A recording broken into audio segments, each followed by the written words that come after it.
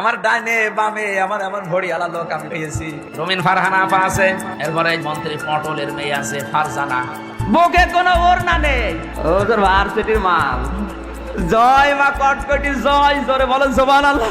ওয়াজ মাহফিলের নামে কুরুচিপূর্ণ মন্তব্য, নারী বিদ্বেষ এবং উস্কানিমূলক বক্তব্য দিয়ে বারবার আলোচনায় এসেছেন মুফতি আমির হামজা। নারীদের নিয়ে তার অশালীন মন্তব্যের জেরে সম্প্রতি জাতীয় সংসদে তীব্র ক্ষোভ প্রকাশ করেছেন ব্যারিস্টার রুমিন ফারহানা। ধর্মের ব্যাখ্যাচ্ছে বিতর্কিত মন্তব্য করে হাততালি কুড়াতে চাওয়া এই আলোচকের অতীত ইতিহাসও বেশ সমালোচিত। আমির হামজার নানা বিতর্কিত কর্মকাণ্ড নিয়ে সাজানো হয়েছে আমাদের আজকের প্রতিবেদন। সোশ্যাল মিডিয়ায় ছড়িয়ে পড়া একটি ভিডিওতে দেখা যায় ওয়াজ মাহফিলে বক্তব্য দিতে গিয়ে চরম কুরুচিপূর্ণ ও অশালীন ভাষায় নারী রাজনীতিবিদদের আক্রমণ করছেন আমির হামজা। তিনি সরাসরি ব্যারিস্টার রুমিন ফারহানা সহ আরো কয়েকজন নারীর নাম উল্লেখ করে শালীনতা বিবর্জিত মন্তব্য ও অঙ্গভঙ্গি করেন। এর তীব্র প্রতিবাদ জানিয়েছেন রুমিন ফারহানা। জাতীয় সংসদে দাঁড়িয়ে ক্ষোভে ফেটে পড়ে তিনি স্পিকারের দৃষ্টি আকর্ষণ করেন। রুমিন ফারহানা অভিযোগ করেন, ওয়াজ মাহফিলের নামে এমন কুৎসিত ও কদাকার ভাষায় তাকে এবং তার নারী সহকর্মীদের নিয়ে বক্তব্য দেওয়া হয়েছে, যা চরম অবমাননাকর। সংসদে দাঁড়িয়ে তিনি এই ঘটনার সুষ্ঠু বিচার দাবি করেছেন।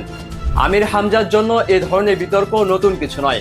ধর্মীয় ব্যাখ্যার আড়ালে প্রায়শই তিনি নারীদের পোশাক, চলাফেরা এবং কর্মজীবী নারীদের নিয়ে আপত্তিকর মন্তব্য করে থাকেন।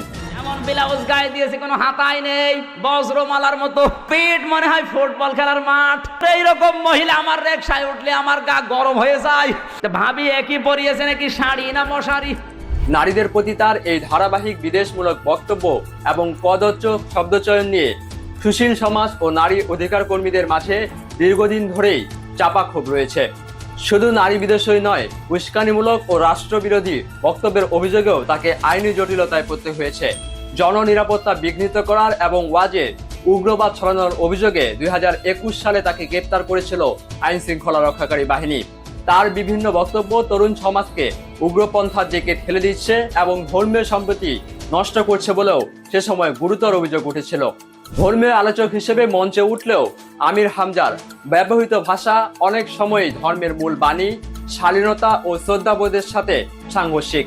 বিশ্লেষকদের মতে সস্তা জনপ্রিয়তা পেতেই তিনি এসব উস্কানিমূলক কথা বলেন। ওয়াজ মাহফিলে পবিত্রতা রক্ষায় এই ধরনের বিতর্কিত বক্তাদের লাগাম টেনে ধরা এখন সময়ের দাবি হয়ে দাঁড়িয়েছে। মাহমুদ বিন মারুফ, নিউজ ডেস্ক, ডেইলি সকালবেলা।